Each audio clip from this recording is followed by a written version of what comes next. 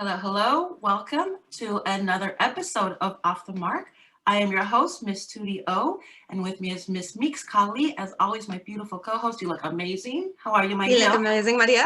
Thanks. Thank you. St. Patty's Day is tomorrow, so I went green, but I'm also going Christmas. Hey, what's up, holidays? We're going to hit all of them. So what are we doing today? Okay, so after a full drunken brawl between Miss Meeks Kali and I suppose we are doing episode 28. I didn't want it to be episode 28 because I didn't want the other one to be episode 27. But it happened. It worked out that way. Nothing I can do about it.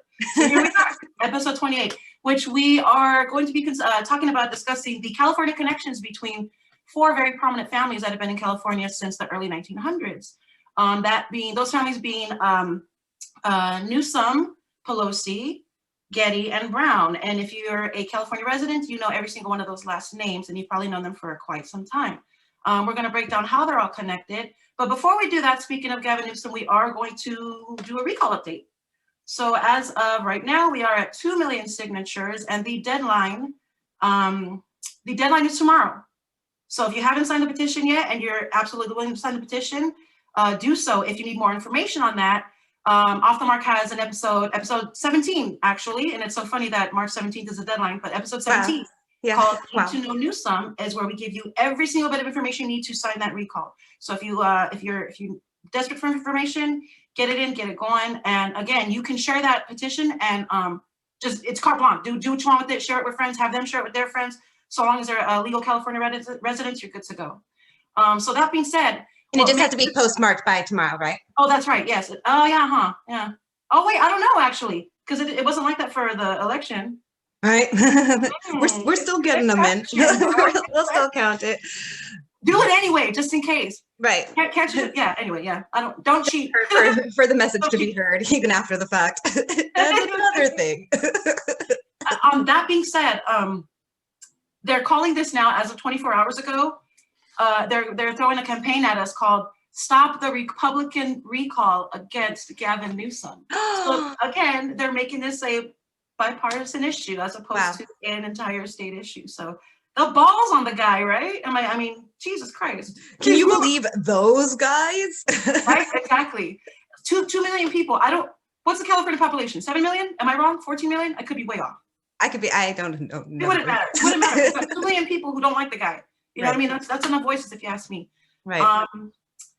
Yeah. And it surpassed the number that we needed. So they only needed, right? Absolutely. 100% surpassed it. But what makes the recall interesting is that the connections between these four families may mean the recall may be irrelevant. I mean, it's just going to make things. We have no idea where this ball is right now. We can, as much as we think the ball is in our court right now because of the demand for his recall.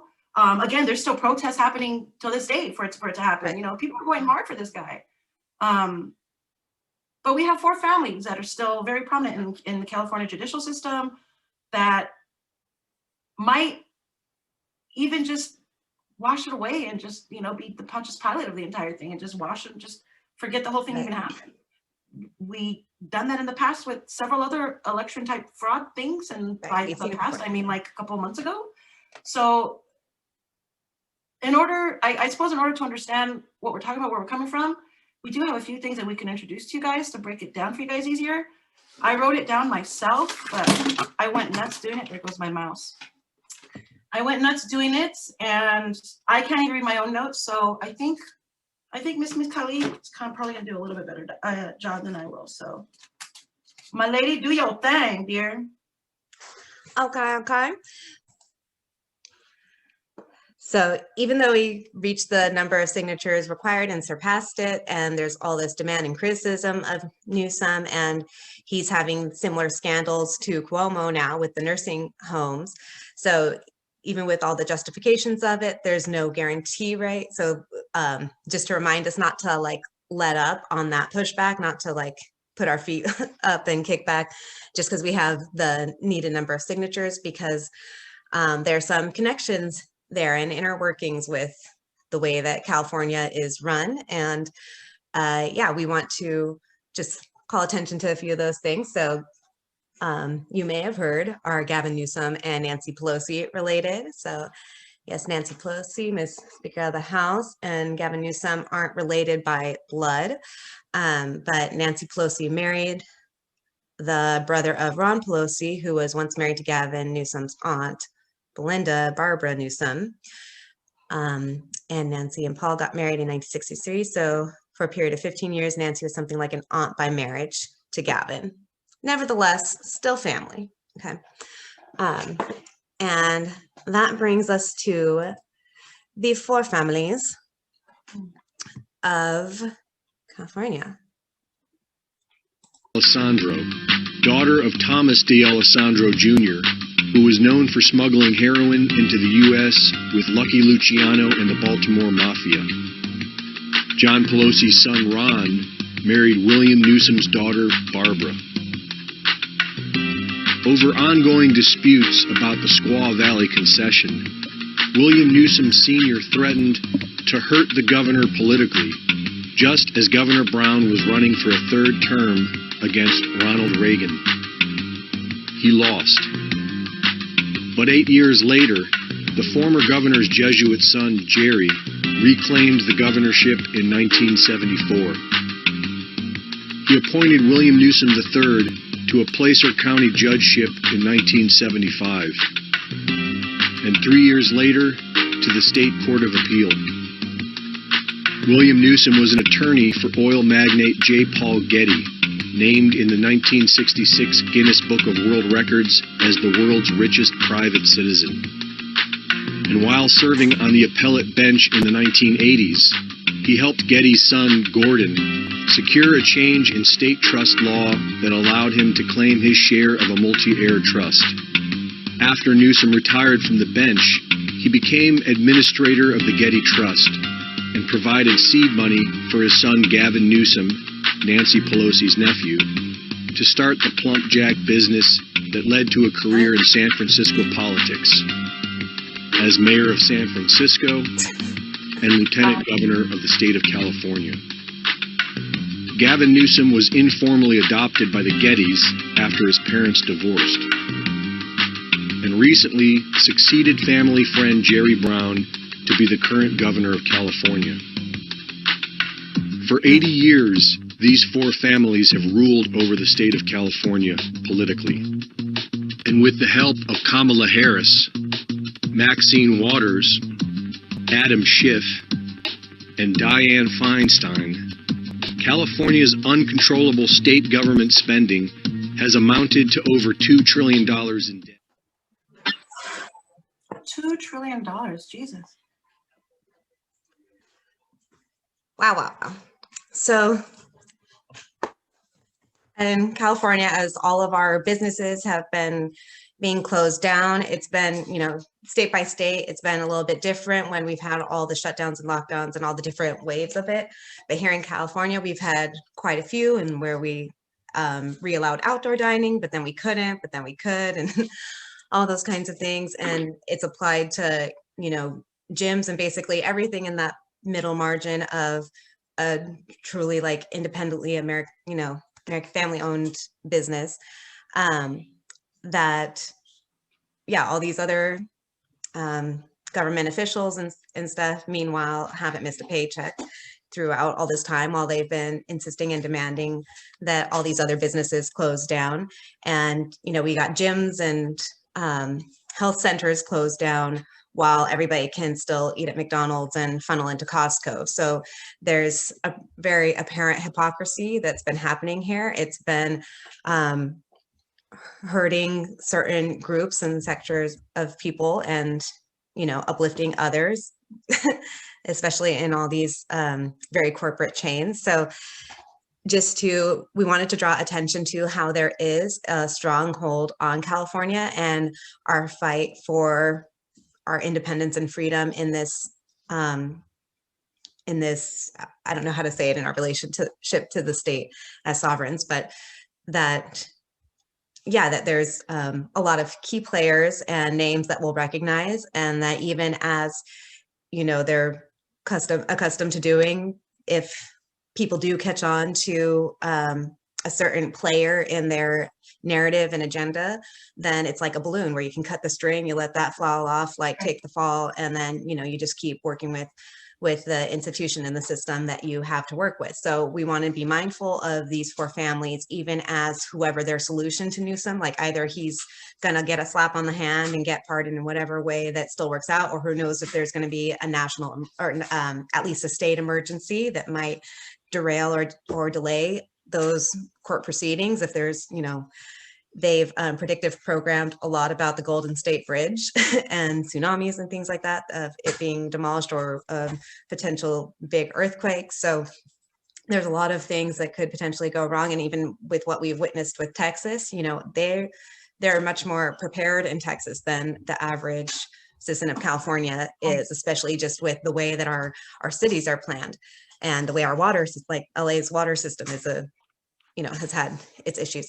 So, and has its whole scandals and stuff. So if there were to be a state emergency in California, not only would that be tragic and stuff, but it could potentially delay anything that would remove Gavin. And then maybe he would even have a moment of redemption through that, like, crises, that there would be enough support for him, you know, to outweigh the 2 million signatures or whatever. So just to be mindful, to stay vigilant, and that even as they're offering, even if they choose to, like Cuomo's getting the, the martyr treatment or the scapegoat treatment, that they might do the same thing to Newsom and realize, okay, like you've got too much dirt on you. We need to cut ties or like let you fall.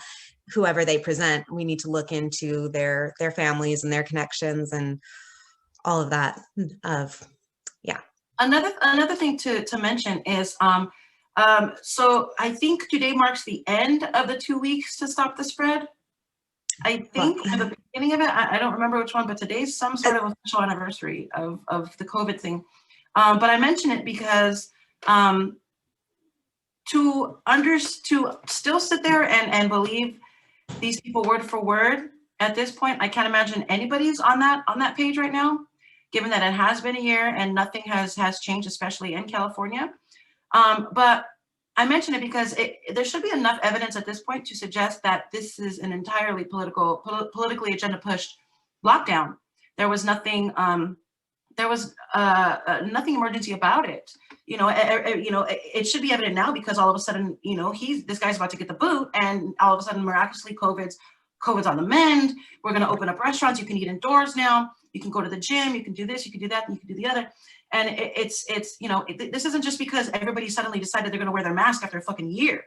Right. You know what I mean? They just get up all of a sudden and be like, yeah, let's all be good Americans. We're all in this together. No, everybody's been doing the same thing that they've been doing. If you decide, whatever you decide at the beginning of this COVID lockdown is the same exact habits of what you're taking at the end of it, for the most part. Yeah, rare exception maybe. Yeah, some of you have been red pilled, which is nice. but so that being said, and as I mentioned before, during the campaign, Donald Trump mentioned that it's going to miraculously go away when Donald Trump wins the election, or if he won the election, and pretty much that's exactly what's happening. Biden mentioned in his speech last Wednesday or Thursday, whatever day it was, 500,000 people passed away with COVID symptoms. I'm not going to put it the way he said, but 500,000 people passed away with COVID symptoms. They expected 2 million people to pass away with COVID symptoms, and they still kept us on lockdown. Right. 2 million, the same 2 million that are sitting here trying to recall Gavin is what they expected to pass away. And we got a quarter of that. And we're still on lockdown. There's still people double masking right now. It's just beyond me. So like I said, the line has already been divided for most of us. And it just doesn't make any sense to me that people aren't seeing the connection between how it's politically driven and how the rise and the fall of the COVID lockdowns and the mandates are all behind the screen of, I mean, like you mentioned Cuomo being the scapegoat, but not for the COVID deaths, because he's a sexual harasser. Right. Like, again, get your comeuppance, brother. But the dude's a murderer, as is Newsom. Right. And I hope to God we find these things out, and I hope they actually get charged with something, along with everybody else that gets trickled down. Wouldn't that be amazing? I don't see it happening. And this type of stronghold that people like like the Newsoms and the Pelosi's and the Gettys and the Browns have on California is the exact reason why we haven't had the resolve that we've been wanting to see in the last 20 in 80 years. 80 years even. Good Lord, they've been in charge for 80 years. Yeah, exactly. At the mercy of these families. But yeah, that it's great that we're having this pushback and that there is so much attention to the recall, that they have had to like address and acknowledge it even on the news, that it's not just like some completely grassroots like whisper in the winds type thing. Like it's apparent that there's this recall push in California, and even if it does get derailed for whatever reason, like God forbid that happens, but it still is bringing attention to like, this is the voice of the people, and we need to keep like letting that be something that people can hear or be call their attention to. Right.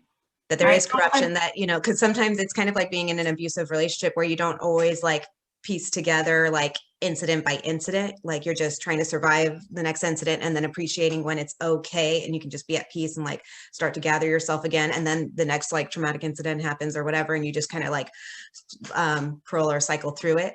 And so that's what they've been doing to us through all these lockdowns, and like now you can't see your family for Christmas and it's your fault, you know, like all these kinds of things. It's been like the classic like gaslighting type thing, and like, I'm the only one who can take care of you, I'm the only one who cares about you, don't listen to your uncle on Facebook.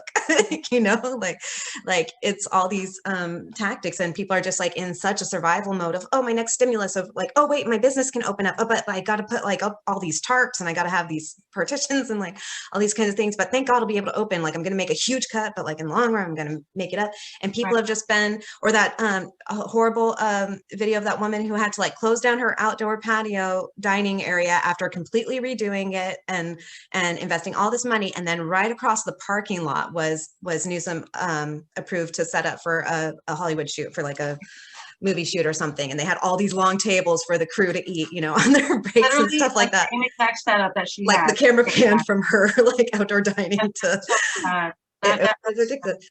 A slap in the face. And that was in California. That was here. No, that was in California. And yeah, those type of productions and things of that size had to be like personally approved by you know, like the governor from the top up. So like they've had these types of incidents, and people have just been going from like one traumatic trauma to the next, that we're not necessarily seeing the big picture and how it's all playing in and how it has been such a political move. I believe that today's the anniversary of the start of the 2 weeks, because I remember my last day at my work before it closed out was on the 15th, and then this was my first day of like, oh, I'm gonna have a 2-week break maybe, but I knew it wasn't, but I played along for 2 weeks in my imagination. Days off. Days off. Yeah, even in Joe Biden's speech, he mentions maybe you guys can get together, not a large group, just a few. Just like, enjoy the time. It's so ironic. Like the one holiday where we celebrate our own independence, we're not going to be independently able to celebrate it. It's the stupidest thing in the world. But another thing I wanted to bring up about the Cuomo, how again, like they're targeting his sexual misconduct instead of you know, like they just kind of whisper in the nursing home desk sometimes, if they even mention it at all, but all the focus, and you know, I forget what number he's even up to of allegations, like 7 was the last one I heard, but who knows what they're up to now. But anyways, meanwhile, in the UK, I just found out that there's a big push there because a woman who was 33 years old went missing and murdered, and it turned out that it was from a police officer out there. And then they had the vigils, and the vigils were broken up forcibly by police, and so they were chanting like sexist police off our streets. So they're doing like this big like Me Too basically movement again of the sexism issue and dividing.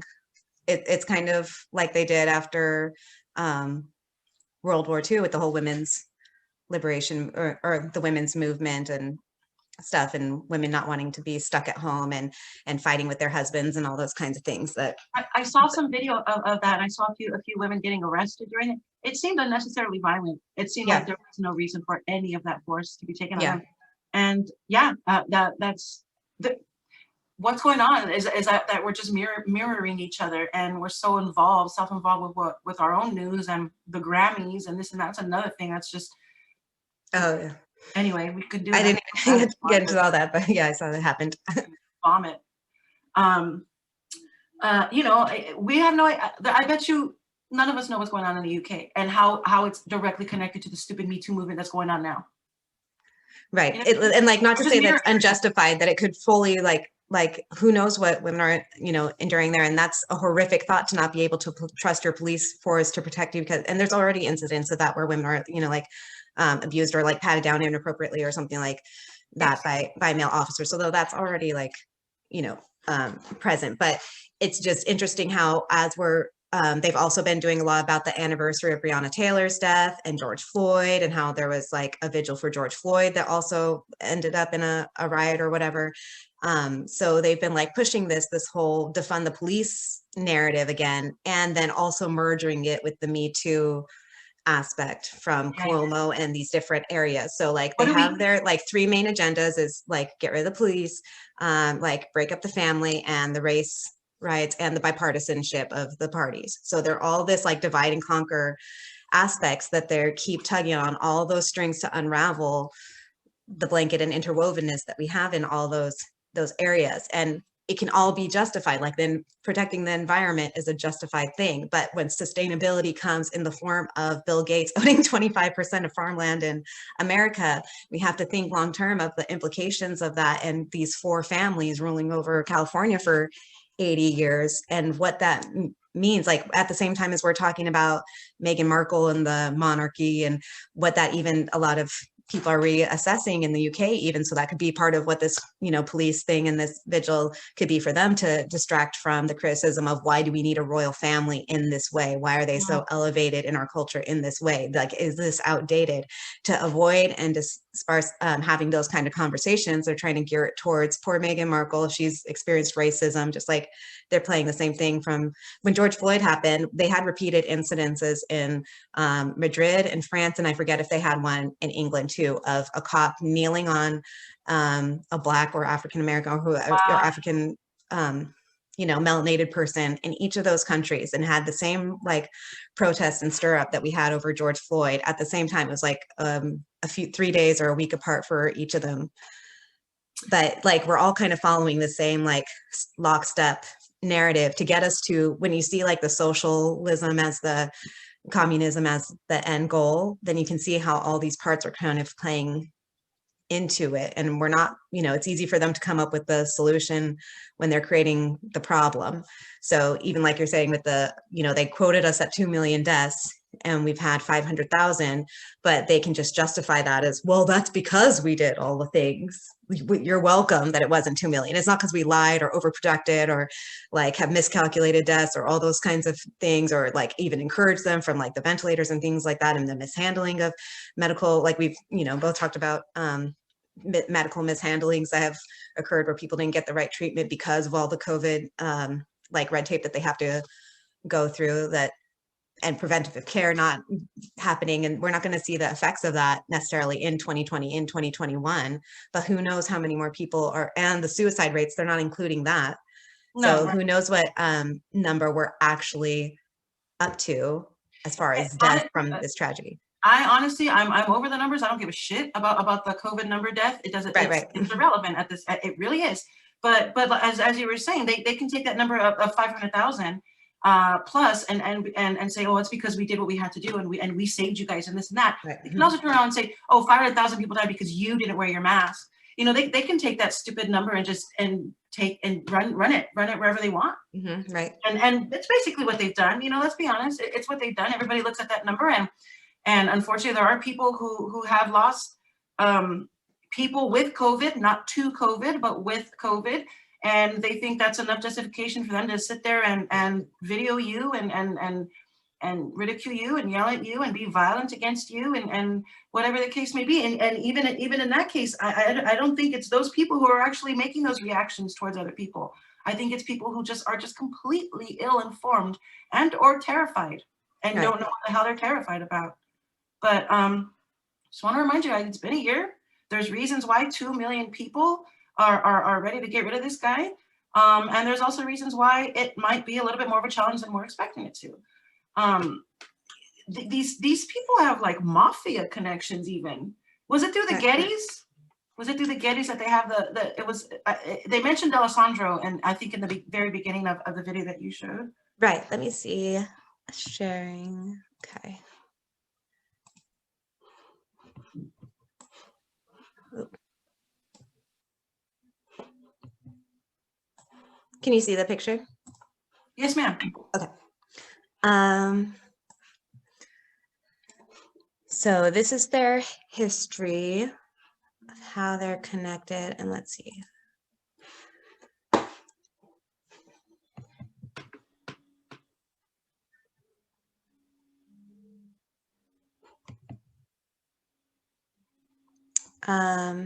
D'Alessandro, Nancy's father, was known for smuggling heroin into the U.S. Nice. with Lucky Luciano in the Baltimore Mafia. Yeah.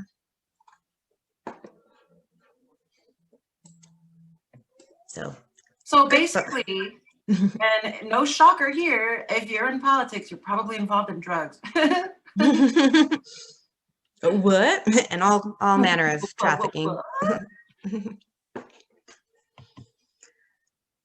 So,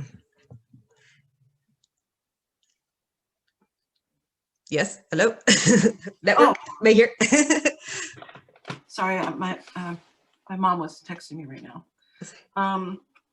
I don't know, man. I don't know. I do know that their connections. So what if they're if Newsom and Pelosi themselves, like their personal connection is just through marriage? That family itself isn't just connected through marriage. Just those two happen to be. Right. Right? Because the Newsom and Pelosi family are connected otherwise. Through Barbara Newsom, that's right. Right. So that's still his mom, who's still married Pelosi. So it's still like the Newsom family has its own inner workings with Brown and Getty. Absolutely. Yeah. So it's all intertwined and connected, and kind of like with our Cecil Hotel episode about, you know, researching these types of conspiracies or things. Even that article was like on a celebs facts type thing, but they're still kind of dismissing it of like, oh, they're not blood related, so don't worry about it. But yeah, you know, got to take things with a grain of salt, or really see the bigger picture of how they still can tie into each other. And essentially it is who's sworn oath to who, you know, that people, you can see their intentions by their actions, or their actions speak for themselves in a way. So if they are really for the people, then there would have been a different history of their political actions and rulings. And even Pelosi's like For the People act that they're applauding and like leading with it. This is going to be our new savior of America. Basically, all these different policies is just giving like a little cutoff. I forget how much the percentage, like 25% or even, perhaps even less, was actually going to COVID relief. And then everything else was just plans for things that were going to unfold over the next 5 to 10 years. Or like with the pipeline, how they put all these people out of work without having those new other energies already in place to, you know, to be able to utilize the energy and re-employ those people. Mentioning that, it reminded me of Joe Biden saying last year while he was running for president, we're not going to come into a real vaccine or resolution for the vaccine until spring of 2021. And look where we're at. Wow. It's just like it's been planned it's been planned. Right. It's not like he scientifically knew that. Joe Biden, really, you guys scientifically knew that? Come on, Joe Biden. It's been planned. It's been set in stone this entire time. But we're so scared. And the COVID action plan was dated to end 2025. So they already have, you know, plans of when and how they're going to ride the wave. And it is a bit like herding cats. So they may have their best laid plans, and then they still have to deal with all the variables of us as we the people and how we respond to those. So we certainly still have the reins to rise up and resist against them through this. But should we just go on autopilot, they do have a way of conducting us through these certain progressions over the next 5 years that's going to change our economy and how we interact with each other in a financial sense. So we've been seeing a lot of main events occur over these last couple months in that respect, with the GameStop and the Reddit, and calling for more control and regulation of the stock market now, and all the attention to Bitcoin and cryptocurrency. So there's been a lot of people that have come up as crypto people this past year. We also have, the silver has been skyrocketing, but also becoming more regulated and controlled as well. And they're having, so much of us are ordering things online now instead of even going to places of business that we once did. Amazon and Netflix and all these, big corporations, Target, have, funneled all this money from small businesses throughout the country, and have had incredible financial gains over this past year. So we're going into this more technocracy society, inching towards it with every lockdown, every policy that they're making in this sense. So, and the COVID pass is the next big thing for us to keep an eye out for. That in Biden's speech, yes, he, like you said, he tugged on our heartstrings. He made it about, our connections and our families, and never mind all the foul play, in the background or in the behind the corporate doors of, It's not hyperbole. It's not hyperbole. Okay, so but before we wrap up, I wanted to bring up one more thing, because we like the rabbit hole a little bit. I wanted to bring up, did you see the graphic I sent you about Nancy Pelosi owning a restaurant called Goat Head or Goat Hill Pizza?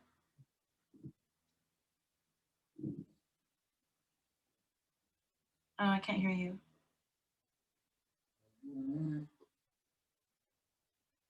I can't hear you. I had myself muted. No, I didn't. Did you send it after the others? I might have, but I'll just read it to you. Nancy's father ran for governor of Maryland, but was forced to drop out due to implication he was receiving undeclared money from Dominique Peracci, who was convicted of fraud, conspiracy, and conspiring to destruct justice.